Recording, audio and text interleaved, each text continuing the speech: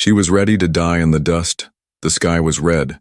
The ground was dry and cracked. Hot wind blew across the dead land. Nothing moved. No life. No sound. Except for her. She crawled slowly, her arms shaking, her knees bleeding. Her skin was not like a human's. It was pale blue, rough like stone and covered in old scars. Her silver eyes were dull now, almost lifeless. Her name, she had forgotten it. The alien woman had been left behind, abandoned. Her own people threw her out of the ship. Useless, they said. Weak. She had begged them, screamed, but they closed the doors and flew away. That was 5 days ago. Now she had no water, no food, only pain. Her body felt cold, even under the burning sun. Her hands trembled. Her vision turned blurry. Each breath hurt. Her heart beat slowly like it was tired of trying. "I don't want to die," she whispered, but there was no one to hear her. The dust swirled around her as she fell, forward face first. Her body didn't move. Her eyes began to close. Let it end, she thought. Let it be over. She stopped breathing. Everything turned black. Then, she felt something warm, not heat from the sun. This was different. She felt arms, strong arms, lifting her gently. Something soft wrapped around her body. Her eyes didn't open, but her ears heard something. A voice. It was deep. Kind. Human. "I've got you. You're safe now." She wanted to open her eyes, but her body didn't listen. Still, she felt movement. Someone was carrying her.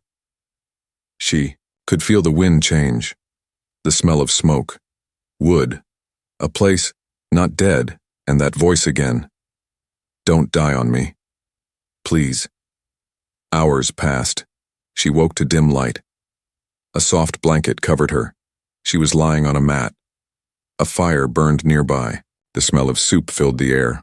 Her throat was dry. Her lips cracked. But she turned her head slowly. A man sat close to the fire. He was tall, dark hair, worn clothes, a scar under one eye. He looked human, fully human, but not like the cruel soldiers from the war. His face was calm. His eyes were watching her. Not with fear, not with hate, but with worry. "You're awake," he said softly. She tried to speak. Only a small sound came out. He poured water into a cup and held it near her lips. She pulled back weakly, afraid. "I won't hurt you," he said. She stared at him. Why was he helping her? She had seen humans kill her kind. She had seen them burn villages, take prisoners, break bodies. Why was this one different? He helped her drink. The water was cool. It slid down her throat like life itself. She coughed, but drank more. "Found you out in the dust," he said. "Thought you were dead." She looked away. "Do you remember your name?" She blinked, slowly shook her head. "That's okay," he said. "You don't have to speak now." He placed the cup down, went back to the fire. She watched him from the corner of her eye. He didn't chain her, didn't lock her up, didn't even ask questions. He just let her rest. The next morning he was still there. She was stronger now. Could sit up a little. He gave her soup. It tasted strange but warm. She hadn't eaten in days. Her hands were still shaking, but he helped without a word. He cleaned her wounds gently. She winced. He paused. "Sorry," he said. She stared at him again. Why did he care? At night she tried to sleep, but the past came back, voices in her head. Weak thing. Hands pushing her out. Airlock closing. Silence. Pain. She curled up, shaking. Then she felt something. A soft weight. A blanket. He had covered her again. He didn't say anything, just made sure she was warm. In the morning, she looked at him again. This time, she spoke. "Why?" He looked up from the fire. "Why? Help me?" He was quiet for a second. Then he smiled. Just a little. Because someone helped me once, he said. When I was broken too. She didn't know what to say. Her eyes began to sting. She turned, away before he could see the tears. For the first time in her life, she didn't feel like trash. For the first time, someone saw her and didn't turn away. She had been ready to die in the dust. But instead, she opened her eyes and saw a human holding her with kindness, and somehow, she wanted to live. Rain poured outside. It wasn't just light rain, it was loud, heavy, and wild. The roof of the shelter shook with each gust of wind. Cold drops leaked through tiny holes, but inside the fire still burned. She sat near it, wrapped in 2 blankets. Her body still ached, but she could move now. Her silver eyes stayed low, never meeting his. Not yet. The human was quiet too. He sat near the fire, checking an old map. He had fixed her arm with bandages, made her food, brought her back from the edge of death. Still, she did not trust him. Why would a human show mercy to an alien? Her kind had lost a war against his people. They had called humans monsters, killers. But this one was different, she whispered. Why don't you ask questions? He looked up. You'll tell me when you're ready. His answer confused her. No force, no shouting, no threats. He stirred the soup, then smiled a little. I'm James. You can call me whatever you want. She said nothing. He handed her a bowl. She took it slowly. Her fingers touched his by mistake. Warmth. She pulled her hand back quickly, her face tight with fear. He didn't react, just turned back to the fire. Later that night, thunder hit hard. The shelter rattled. A loud crack split the sky. She jumped and gasped, her eyes wide, her heart raced. On her world, such storms were deadly. She thought the shelter would collapse, but James got up, calmly checked the door, and put another log on the fire. You're safe here, he said softly. Safe. She didn't know what that word meant. Not truly. She watched the flames dance. Her hands tightened around the blanket. Her mind drifted again. She saw her people, the way they had pulled her out, the pain in her legs as she crawled back to the ship, the voice of her leader. You were born wrong. Better to die than slow us down. The door had closed in her face. No mercy, no goodbye. Her hands shook. James noticed. You cold? He asked. She blinked. Didn't answer. He tossed her a pair of dry socks. Try these. You're smaller than me, but they'll help. She hesitated, then slowly reached out. It felt strange, being offered help without a price. The next morning, she stepped outside for the first time. The storm had passed. The valley was silent, except for the soft sounds of dripping leaves and running water. It was green, so green it hurt her eyes. She stood on shaky legs. The wind touched her face gently. No more burning sun. No more dust, just life. James came beside her, holding 2 cups of something warm. Never seen someone stare at trees that long, he said with a grin. She looked away. It's pretty, she whispered. He smiled. Yeah. After war, peace. Looks strange. She nodded. She understood that well. They walked a little. Not far. Just around the cabin. He pointed at plants, tools, simple machines he had built. She didn't say much, but she listened. Then she asked, Why here? Why alone? James paused. Lost too much, he said. Needed quiet. She looked at him. You lost family? He nodded. War takes everything. But I chose not to let it take my heart. That line stayed in her mind. Not let it take my heart. Back inside, she sat with him again. This time closer. The fire crackled between them. He looked at her carefully and asked, Do you remember your name? She hesitated. Then slowly she whispered, Valea. He nodded, like he'd been waiting a long time. Good to meet you, Valea. It felt strange, hearing someone say her name with kindness. She looked into the fire, then quietly said, I don't understand you. James raised an eyebrow. What do you mean? You're human, she said. You should hate me. He leaned back, serious. Now, hate built the war, but maybe kindness can end it. That night, Valea dreamed of her home planet. Before the war, before she was abandoned, she saw her younger self laughing under 2 moons.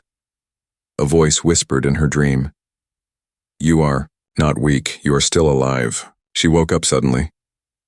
James had fallen asleep in a chair, arms crossed, head down. She watched him for a long time. Then, without a word, she stood, walked slowly to a shelf, and picked up a spare blanket.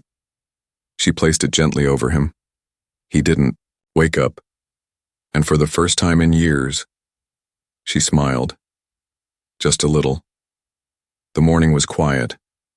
A soft wind moved through the trees. Sunlight came through the window and touched her face. Valea opened her eyes slowly. She was not in a cell. Not on a warship. Not alone in the dust. She was in the cabin. Alive. James was already awake, chopping wood outside. She could hear each strike of the axe, steady, strong. She sat up, her blanket falling off her shoulders. Her skin was sore, her arms still bandaged. But today, something felt different. She was not just surviving, she was breathing without fear. James came in, holding a bundle of firewood. His shirt was damp with sweat, his hands covered in dirt. You slept well, he said with a half smile. Valea gave a small nod. No bad dreams this time.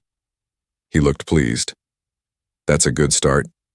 She watched him as he placed the wood near the stove. She still couldn't understand this man. He never asked for anything. Never tried to touch her, without asking. Never looked at her like she was a thing. She wasn't used to kindness without a price. Later, while James worked outside, Valea stood before a cracked mirror near the door. Her reflection stared back at her, a thin, ghostly shape with tired silver eyes. Her fingers touched an old scar across her neck. She had forgotten how she got it, there were so many. One on her back, one near her ribs, a long one down her right leg. Pain had become part of her. But now, those scars felt like a story, one she didn't want to hide anymore. That evening, James came in holding a small wooden box. I found this in the storage, he said. First aid stuff, might be useful. She opened the box. It had creams, cloth, thread, old tools. Her hands hovered over them, unsure. James sat across from her. Want me to help with the rest of the wounds? Her shoulders tensed. I can do it. He nodded. Of course, I'll stay nearby if you need help. She slowly lifted the edge of her shirt, just enough to clean a burn scar near her side. Her hands shook slightly. James turned away, giving her space. Later she spoke. My people, they used pain to teach us obedience. James looked up. They said scars remind us of our duty, but after a while, I think they just wanted to break us. He was quiet for a long moment. My father used to say something, James said. Scars are proof that you fought and survived. Valea's eyes met his. Even if you lost? She asked. Especially then, he answered. She sat by the fire later, staring at her hands. They called me weak, she said. Not just once, always. I was smaller than the others. Slower, not good in battle. I tried, but it was never enough. James handed her a cup of tea. She took it slowly. Do you think they were right? She asked. No, he said simply. You're still here. That's not weakness. That's strength. His words didn't make her smile, but they made something inside her feel warmer. She looked at the fire, whispering, "I don't want to be afraid of myself anymore." That night, rain came again, but gentle this time. She stood outside under the soft drops, looking up at the sky. The stars were hidden, but she didn't feel lost. She felt real. James stood at the doorway, watching her. "You'll catch a cold," he said softly. "I'm not cold," she answered. She turned to him. "Can I help tomorrow? With work?"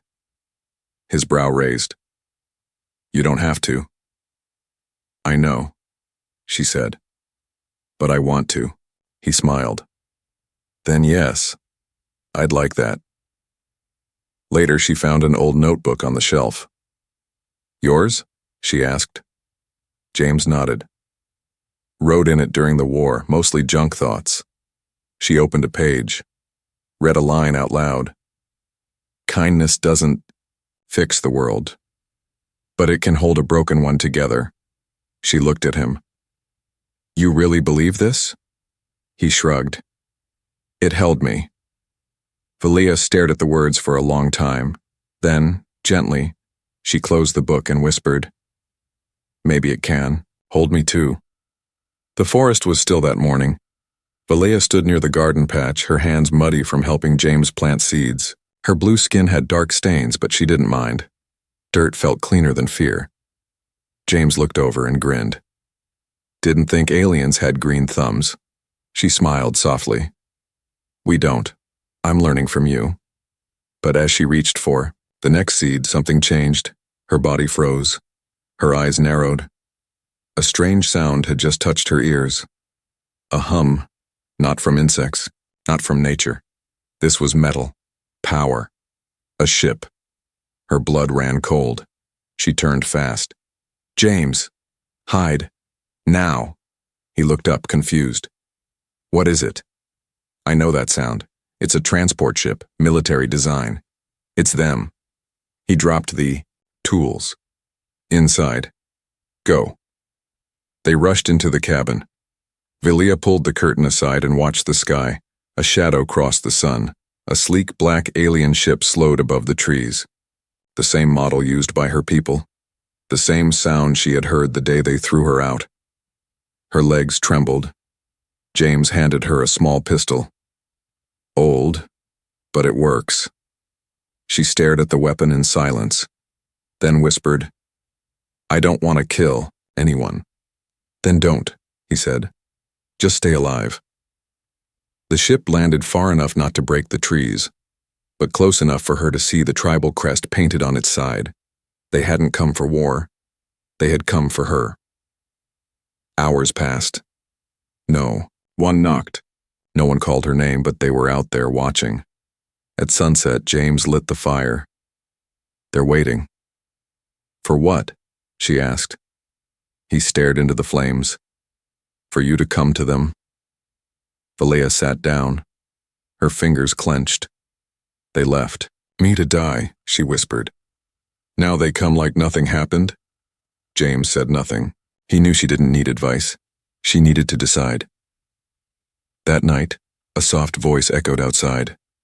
"Valia." She stood quickly. It was a voice from her past. "Valia, it's me. Arkin." She stepped outside. James followed, staying behind her. Arkin stood near the trees. Same uniform, same sharp yellow eyes, but he looked thinner now. Older. "I thought you were dead," he said. She stared at him coldly. "You made sure I was."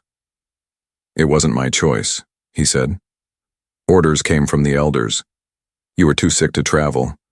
You would have slowed us down." "I crawled after you," she said, voice shaking. "I bled in the dust while you flew away." He lowered his head. "We regret it now," Arkin said. "We need you back." That made her laugh. But it wasn't a happy sound. "Need me?" "Why?" "Because we found something," Arkin said. "A genetic marker. In your blood. You might carry the cure." James stepped forward.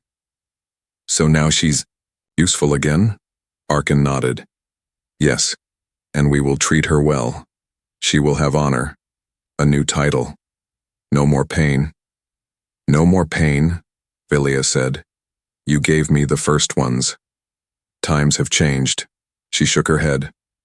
No, I have. Back, inside, James locked the door. Villia sat down, shaking with anger. I wanted them to want me, she said. But not like this. You don't owe them anything, James said. But if I leave, maybe I can help them. James looked at her carefully. What do you want? She didn't answer. At midnight, she stood at the door. Her heart was torn. This was the first place where she felt safe, but the cries of her people echoed in her head. She was no one to them before, but now she was something more, not a weak outcast, a key. She stepped outside again. Arkin was still there, standing alone. He looked surprised to see her. You came. I came to speak, she said. He nodded. Do you think I forgot everything? She asked. No, Arkin said. But I hoped you could forgive. She stared at the stars. They looked the same as they did when she was left behind. I will not come with you, she said slowly. Not to be used again. Not for your survival. He looked confused. But what about our people? She stepped closer. I will help them, but on my terms. I will decide how. Arkin blinked. You've changed, he said. No, she replied. I've healed. She turned and walked back to the cabin. James opened the door, waiting for her. You're staying, he asked. I'm not going back, she said. That's not the same thing. And for the first time in her life, she felt in control. The ship did not leave. It stayed in the woods, silent like a beast waiting in the dark. For 2 more days it watched the cabin. No soldiers came out, no weapons were raised, but the pressure grew. James could feel it. So could Villia. She sat by the fire, holding a wooden spoon but stirring nothing. Her food had gone cold. Her eyes stayed locked on the window. They won't give up, she whispered. James nodded. No, because now they want something. The knock came in the morning. Slow, calm. James opened the door. A tall figure stood there. Not Arkin, but someone else. Dressed in black armor. Clean. Sharp. Eyes that looked through people like glass. I am Envoy Ralith, he said with a bow. May I come in, human? James did not step aside. Why? Ralith gave a polite smile. To speak of peace and an offer for the woman inside. James turned his head. Villia stood now, watching. Let him speak, she said. Ralith stepped in like he owned the room. His boots didn't even make a sound. He looked around, almost amused. You've lived simply, he said. Strange for a species that won. James folded his arms. Strange for a species that leaves its own to die. Ralith chuckled lightly. Yes, we've made mistakes. He turned to Villia. You are valuable now, he said. The gene inside you could save many of our kind. Our newborns are weak, sick. Your blood may hold the key. She said nothing.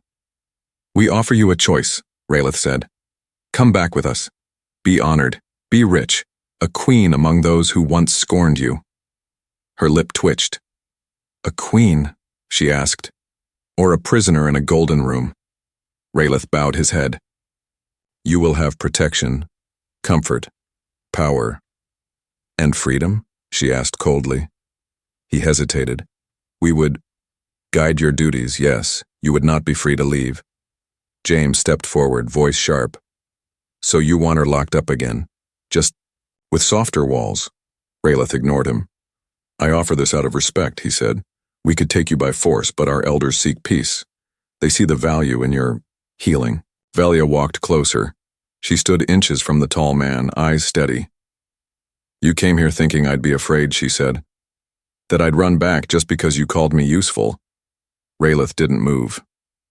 You were discarded too early. That was regretful. No, she said. That was truth. You thought I was weak. So you left me. She leaned in.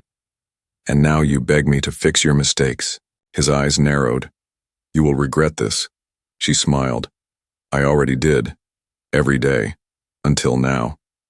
Raylith turned to James. You've changed her. She changed herself, James replied. The envoy left without another word. But as he reached the edge of the forest, he said something into his wrist, and the ship powered up again.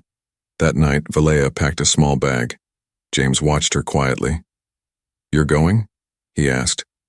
No, she said. I'm preparing. For what? For war? Or peace?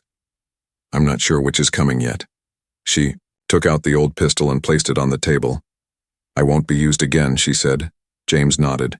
And you won't be alone. At dawn, a message played from the sky. A booming voice, cold and loud. Valea of the Stone-Skin bloodline. This is your final chance. Step forward. Surrender yourself. Or we take you, and whatever stands between us. James looked at her. So, what now? She smiled softly. We build traps. By afternoon, the cabin had changed, wires hidden under leaves, barriers placed under the ground. James worked fast and Valea helped. Quick hands, sharp memory. She knew war. She knew fear. But now, she knew resistance. And beside her stood someone who would fight, not for power, but for her. That night, as the fire crackled, lo, Valea sat beside James. I used to believe no one would ever want me, she whispered. I never thought I'd protect someone who once wanted to die, he replied. They sat in silence, not needing more words. Outside, the trees watched, and in the dark sky above, the enemy waited. But Valea was not the same woman left in the dust. She was stronger, and now, she had something worth fighting for. For the first time in her life, Valea planted flowers, not for survival, not for war, just to see something grow. Tiny green stems pushed through the soil, shaking in the wind. She knelt beside them, gently, pressing the earth around the roots. Behind her, James fixed a broken fence. The sound of wood and hammer filled the air. There were no soldiers in sight. No warships overhead, just birds, just sky, just peace, for now. The traps were still in place. The ship still waited in the trees. But 3 days had passed, and nothing had happened. No attack, no message. It was like the invaders had faded into the forest, watching, thinking. But Valea didn't waste her hours on fear. She chose to live. She washed clothes in the river. She cooked soup from scratch. She learned to cut wood. She smiled when James made a joke, even if she didn't understand it. She listened to music on his old device. Soft, strange human songs that made her heart ache. She slept without nightmares, and, in the quiet corners of her mind, she started to believe she belonged here. One evening, James found her reading an old human book. She pointed at the word, home. This means house? She asked. He sat beside her. More than house. It means where your heart is. She touched her chest. Then this cabin is home? He nodded. She closed the book slowly. Her fingers shook slightly. I never had one, she whispered. Not really. James looked at her, serious now. You do now. She helped fix the roof the next day, high above, balancing on beams, the wind in her face. She laughed when James nearly fell. You said you were strong, she teased. He smirked. I didn't say I was balanced. She liked working with him. No orders, no yelling. Just two hands doing something together. She didn't feel weak here. She didn't feel like a mistake. That night, she brought out her blanket and sat beside him on the porch. They watched the stars. Do you miss your people? James asked. Valea didn't answer right away. I miss what I wanted them to be, she finally said, but not what they were. He nodded slowly. I think we all hope our people will love us, she said. But sometimes love comes from strangers. James looked at her. I don't think you're a stranger anymore. In the morning, something changed. James had gone to gather supplies in the forest. Valea stayed behind, fixing a tool in the garden shed. That's when she heard it, the child's cry. High-pitched, short, alien, Not human, not animal. Her heart stopped. She dropped the tool and stepped outside, scanning the trees. Then she saw it. A small alien child, no more than 5, running toward her. His skin was pale gold, his clothes torn. Behind him 2 armored guards followed fast. They weren't from her ship. They were new. Vilea moved without thinking. She ran toward the child, grabbed him mid-stride, and pulled him behind the cabin. "Stay quiet," she whispered. The guard stopped at the edge of the clearing. They scanned the area, then turned around and left. She didn't breathe until they were gone. The child trembled. "Don't hurt me," he whispered. She knelt before him. "I won't," she said softly. "What's your name?" He looked at her, confused. Name? Her heart ached. This child didn't even know who he was. She brought him inside, wrapped him in a blanket, gave him water. When James returned, he blinked in surprise. "Friend of yours," he joked. Vilea's face was serious. "No, but maybe like me." That night the boy slept on the couch. James and Vilea sat nearby. "Another lost one," he said. She nodded. "Another life the galaxy forgot." James looked at her carefully. "What will we do?" She stared at the boy's tiny hands, then she smiled. "We'll give him a home." The storm had not ended. Danger still waited in the trees. But inside the cabin, under a soft roof, around a glowing fire, there was warmth. There was peace. There was family. And Vilea, once thrown away, once forgotten, finally knew what it meant. To belong. The cabin was still. The fire had gone out. And in the deep silence before sunrise, Vilea opened her eyes. Something had changed. She could feel it in the air. A tension. A warning. She stepped outside quietly. The trees were dark, but she didn't need light to know they were coming. James stood beside her minutes later, holding binoculars. He scanned the forest. 2 squads. North and west, slow, careful, like they expect traps. Vilea nodded. "They're not just here for me anymore." He glanced at her. "You think they know about the child?" "Maybe," she said.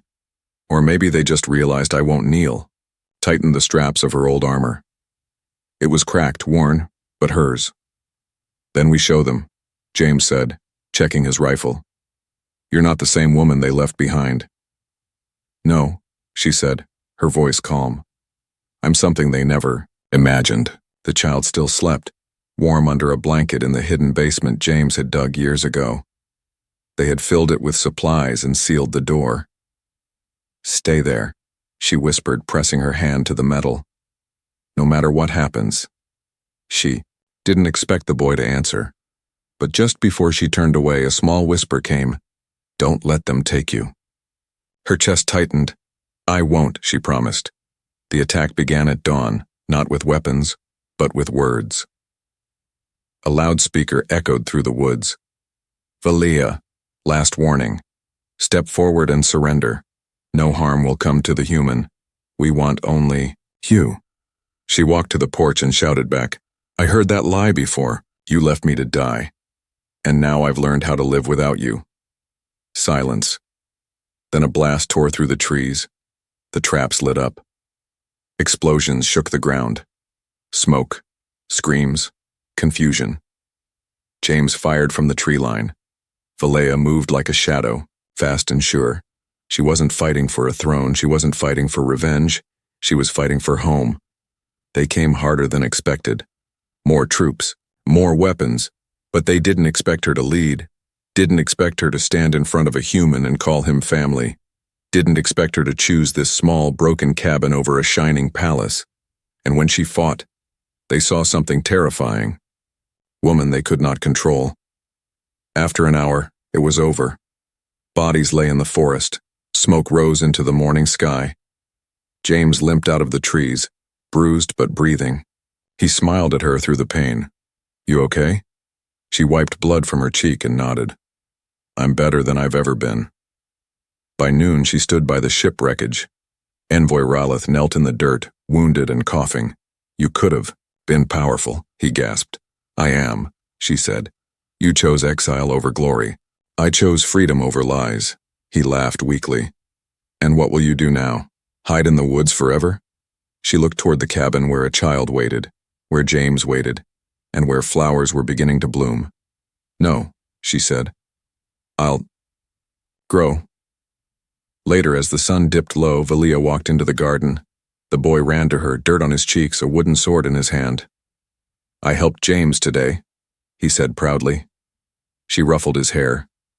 You're stronger than I ever was at your age, he grinned. That's 'cause I have a real family now. She looked at James, who stood in the doorway watching them both. And she realized something. They had not saved her. She had saved herself. By choosing to live. That night, she opened a blank page in James's old notebook. She wrote slowly, in her rough handwriting. I was thrown away, I was told I was weak, I was left in the dust to die, but now I see. They didn't bury me. They planted me. And here, I grew. She set the pen down, closed the book, stepped outside and looked up at the stars. Not searching for a ship, not searching for home. She was home, and she would never let it go again.